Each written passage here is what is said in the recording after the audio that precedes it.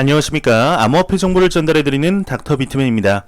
평일의 시작 월요일도 슬슬 마무리되고 있습니다. 어떻게 오늘 하루 잘 보내셨나요? 오늘은 엄청난 폭염과 더불어 코로나 바이러스의 재확산으로 수도권에서 현재 거리두기 4단계가 시행이 된 첫날입니다. 조금 잠잠해지나 싶었던 확산세가 가파르게 퍼지면서 사실상 셧다운이라고 불리우는 4단계가 시행이 되며 자영업자분들의 안타까움의 소리가 퍼지고 있습니다. 하루빨리 코로나가 종식이 되어서 지금의 상황이 끝나길 진심으로 바라보겠습니다. 오늘 하루 남은 시간 잘 마무리하시길 바라면서 월요일의 마무리는 과연 어떠한 소식들이 반겨주게 될지 한번 보도록 하겠습니다. 현재 비트코인의 창시자인 사토시 나카모토의 정체에 대해서는 아직까지 미궁에 빠져있는 것이 사실입니다. 사토시의 경우는 한 개인인지 아니면 단체인지 이름에서 주는 뉘앙스는 마치 일본인 같지만 정말 일본인인지 아니면 외국인인지 아무것도 밝혀지지 않는 상황이죠. 이러한 상황 속 테슬라의 CEO 일론 머스크가 사실은 이제 사토시 나카모토다라는 이야기와 더불어서 과거에는 아마 다들 기억하시지 않을까 싶습니다. 크레이그 라이트라는 인물이 내가 사토시라고 주장을 하며 화제를 모았었습니다. 하지만 사토시 나카모토라고 추측되거나 말한 인물 중 그 누구도 이것 때문에 체포되거나 그런 일은 없었는데 독일에서 소식이 나왔습니다. 사토시를 사칭한 인물이 체포가 되었다고 합니다. 어떠한 일이 있었던 걸까요? 내용 한번 같이 보도록 하겠습니다. 독일의 경찰에서 소식이 나왔습니다. 비트코인 창시자인 사토시를 사칭한 사기꾼을 체포했다 소식이 나왔는데 비트코인을 발명하고 사토시 스쿨을 시작했다고 주장하는 사업가 요르그 몰트가 구속이 되었다고 합니다. 48세의 이 남성은 남아메리카로 탈출하기 위해 비행기에 탑승하기 전에 체포가 되었다고 하는데요. 몰트는 자신의 비트코인 연금 프로젝트를 통해 50명에게 한화 약 24억 원에 달하는 금액을 편취한 혐의를 받고 있다고 합니다. 이 사토시라고 자칭한 이제 몰트의 경우는 비트코인 100서가 발간될 당시 컴퓨터도 소유하지 않고 있었다며 전 부인이 증언을 해 조롱거리가 또 되었다고 합니다. 참 이제 세상에는 다양한 사람들이 있는 것 같습니다. 암호화폐 시장에 더 이상 이러한 일이 있어서는 안 되겠지만 참 내용이 코미디 같기도 한데요. 과연 정말 사토시 나카모토의 정체가 밝혀지는 날이 오게 될지 한번 지켜보도록 하겠습니다. 이러한 소식과 더불어서 현재 비트코인을 포함한 암호화폐 시장의 경우는 오늘은 조금 회복세를 보여주고 있지만 고점 대비 안타까운 가격인 것은 사실이죠. 하지만 지난 2분기죠. 3월부터 6월 오히려 암호화폐 산업은 거의 100%에 가까운 산업 확장세를 보여주었다고 하는데 어떠한 내용인지 한번 같이 보도록 하겠습니다. 한 데이터가 나왔습니다. 암호화폐 산업은 2분기에 62억 달러를 모금하였는데 전분기 대비 거의 90% 가까이 증가를 했다고 합니다. 더 블록 리서치가 수집한 데이터에 따르면 2021년 2분기 동안 암호화폐 및 블록체인 프로젝트와 기업에 대한 벤처 자금 규모가 급증을 했다고 합니다. 이 기간 동안 무려 497건의 벤처 거래가 이루어졌다고 하는데 암호화폐 금융 서비스 업체와 인프라 중심 기업들이 벤처에 가장 많은 관심을 끌었다고 하네요.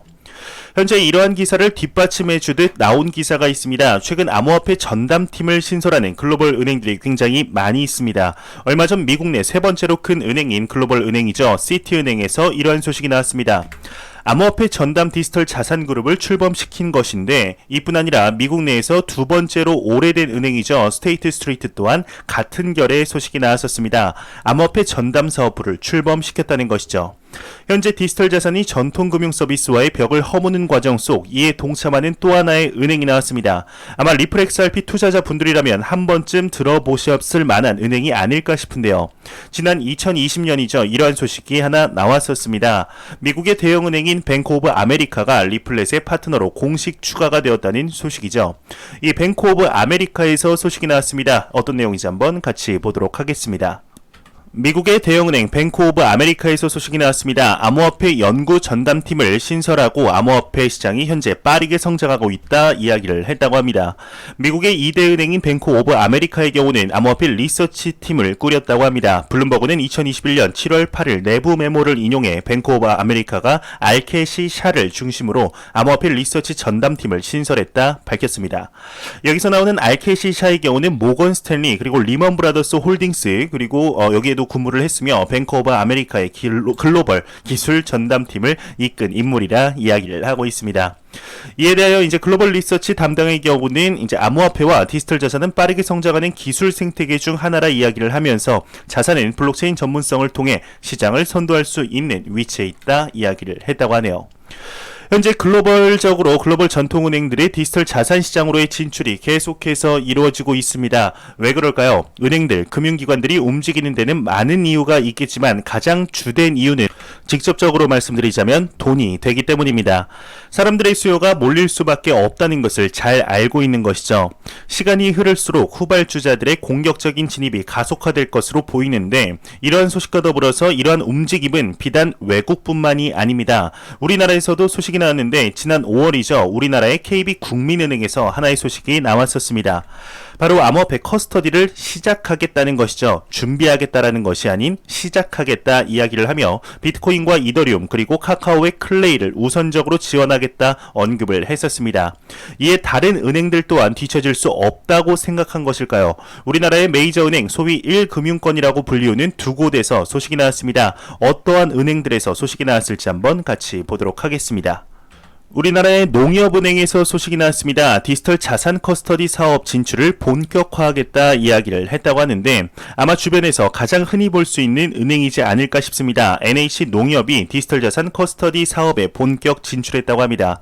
농협의 경우는 갤럭시와 머니트리 그리고 헥슬란트 한국정보통신과 함께 디지털 자산 사업 상호 협력을 위한 업무 협약을 체결했다고 합니다.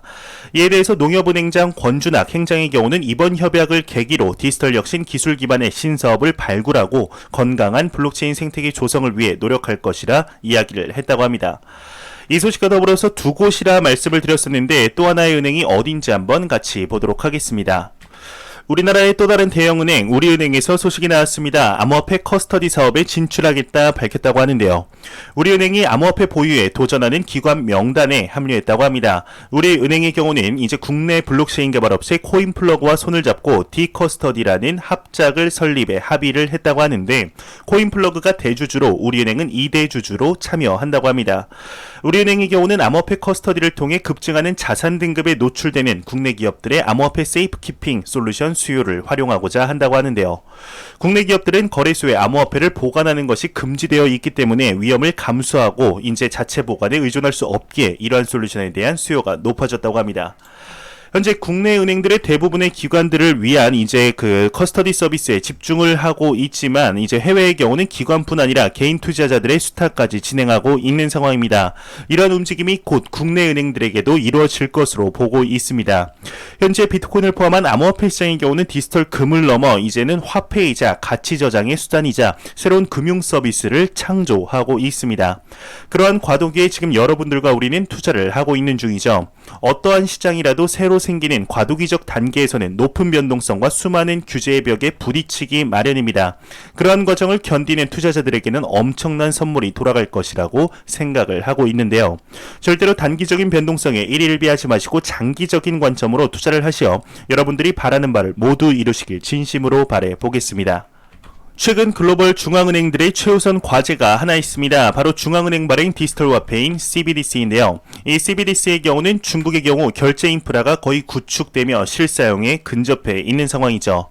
이러한 소식을 기점으로 다른 국가들에서 또한 소식들이 계속해서 나오고 있습니다.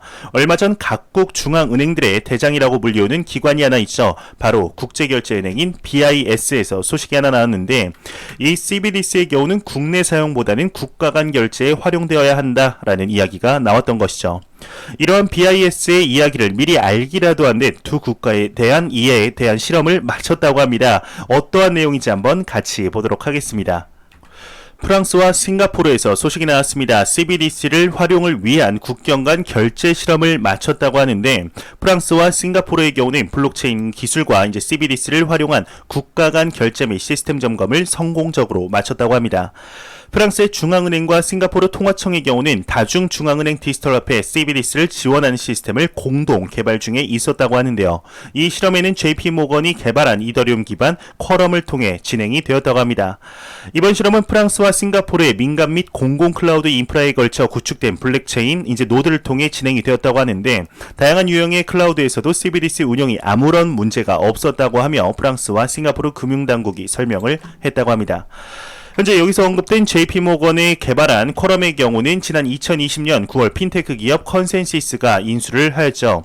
현재 이처럼 CBDC의 개발이 빠른 속도로 진행이 되며 얼마 있지 않은 시기 우리의 생활에 직접적으로 사용이 될 가능성이 높아졌습니다. 우리나라 대한민국의 경우도 길어야 내년 2022년에는 실사용화를 목표로 진행 중에 있는데 과연 이 CBDC의 개발이 암호화폐 시장을 어떠한 방향으로 견인을 시킬까요? 개인적으로는 CBDC의 발전은 암호화폐 시장에 상당히 긍정적인 영향을 미칠 것으로 보고 있습니다. 얼마 전 이러한 소식들이 계속해서 나왔습니다. 한국은행에서 디지털화폐 즉 CBDC를 추진한다는 소식에 많은 은행들이 경쟁에 나선 것이죠. 이에 은행 관계자는 한국은행이 올해 말까지 CBDC 파일럿 시스템 구축과 테스트를 진행할 계획인데 모든 과정이 베일에 가려져 있어 은행들이 섣불리 시스템을 개발하기가 부담스럽다. 이야기를 하며 하지만 현금 결제 시장의 급격한 축소는 예고된 미래이기 때문에 CBDC에서 은행 역할 확대를 모색할 수밖에 없다라는 이야기가 나오고 있는 상태이죠. 현재 현금의 사용의 축소는 말 그대로 예견된 미래이며 추가적으로 앞서 내용을 전달해 드렸듯이 현재 1금융권이라고 불리우는 농협, 우리은행, 신한은행, KB국민은행 등등 여러분들 또한 계좌 하나씩 있으실 만한 은행들에서 CBDC의 플랫폼을 만들기 위해서 분주히 노력 중에 있습니다. 디지털 화폐와 디지털 자산을 시중은행들이 같이 개발한다라는 뜻이 과연 무엇을 의미할까요? 만일 중앙은행 발행 디지털 화폐인 CBDC가 나오게 된다면 암호화폐가 없어질 수도 있다라는 이야기들도 나오고 있습니다. 이에 대한 견해는 모두 다 다르나 저희 개인적인 생각으로는 현재 은행에서는 디지털 화폐와 디지털 자산을 비슷하지만 다른 방향으로 개발하고 있으며 여러분들이 사용하고 있는 시중 앱에서 CBDC와 비트코인을 포함한 암호화폐 모두 볼 수 있는 날이 그리 머지않은 시간 안에 이루어지게 되지 않을까 생각을 하고 있습니다. 이렇게 될 시에 암호화폐 시장에 대한 일반 투자자들의 인식의 변화는 이번 상승장과는 비교가 되지 않을 정도로 이루어질 것으로 보이며 이렇게 된다면 일반 증권사에서 현재 개인들에게 펀드를 판매하듯이 암호화폐가 포함된 펀드의 판매로 인해 엄청난 유동성 자금이 암호화폐 시장으로 몰리게 되지 않을까 생각이 듭니다. 과연 암호화폐 시장은 성장하며 확대되어 가고 있는 상황 속 앞으로 CBDC가 암호화폐 시장에 어떠한 영향을 주게 될지 한번 지켜보도록 하겠습니다. 글로벌적으로 암호화폐 시장이 제도권 안으로 들어오고 있는 상황 속 우리나라의 소식을 빼면 좀 섭하겠죠. 최근 우리나라의 4대 거래소이죠. 빗썸, 코인원, 코빗, 업비트의 경우는 실사를 진행하며 실명 계좌 발급을 위한 가파른 움직임이 이루어지고 있었습니다. 이에 관한 소식이 나왔는데 4대 거래소의 실명 계좌 발급이 9월 말까지 연장이 된다고 합니다. 이게 어떤 내용인지 한번 같이 보도록 하겠습니다. 업비트와 빗썸, 코인원 그리고 코빗이 9월 24일까지 은행과 임시적으로 계약을 연장한다는 소식이 나왔습니다. 국내 가상자산 거래소 4곳이 오는 9월 24일까지 은행과 실명계좌 발급 제휴 계약을 임시적으로 연장할 것으로 확인이 되었습니다. 가상자산 거래소에서 발생하는 금융사고에 은행 또한 연대 책임을 질 수 있게 되자 더욱 꼼꼼하게 평가하기 위해서 다음 달로 연장을 했다고 하는데 가상자산 거래소 신고 등록제가 시행이 되게 되면 거래소에서 자금 세탁 등 금융사고가 발생할 경우 고객 실명계좌 발급을 해줬던 은행도 책임에서 자유로울 수 없게 되죠. 얼마 전 은행연합회 김강수 회장의 경우는 암호화폐 관련한 은행의 책임이 무겁다 이야기를 하며 철저하게 검증을 할 경우에는 은행에게는 책임을 물으면 안 된다 이야기를 했지만 이에 대해서 금융위원회 은성수 위원장은 됐고 너네 책임이다 이렇게 이야기를 한 것이죠. 이에 울며 겨자 먹기로 최대한 거래소의 문턱을 높이기 위한 대책으로 일단 연장하고 검토를 하겠다는 것인데 이로써 이제 우리나라에서 밀고 있었던 암호화폐 거래소에 대한 인가제 도입이 되는 것이 가시화되는 것 같습니다. 인가제의 경우는 주요 거래소만 두고 나머지 거래소는 모두 폐쇄시키겠다는 것이죠. 이것이 암호화폐 거래소 설립자들에게는 부정적일 수도 있지만 투자자들에게는 긍정적일 수도 있다고 생각을 했습니다만 현재 얼마 전 우리나라에서 나온 한 가지 소식이 있었습니다. 바로 투자자들의 직업들을 확인하며 계좌 발급에 차등을 주겠다 이야기가 나옴으로써 과연 지금 우리나라에서 암호화폐 시장이 잘 진행이 되고 있는 것인가에 대한 물음표가 생기게 되었습니다. 이 조치에 대해서는 상식적인 선에서도 말이 안 된다고 생각을 하고 있는데 은행 입장에서는 현재 이러한 무차별적인 압박 속 이 4대 거래소 또한 승인시키고 싶지 않을 가능성이 상당히 높습니다. 하지만 승인시키라는 무언의 압박이 있지 않았을까 생각을 하고 있는데요. 그래서 울며 겨자 먹기식으로 진행을 하고 있으며 투자자들의 직업을 나누어 최대한 계좌를 안내주기 위해 노력하는 것으로 생각이 듭니다.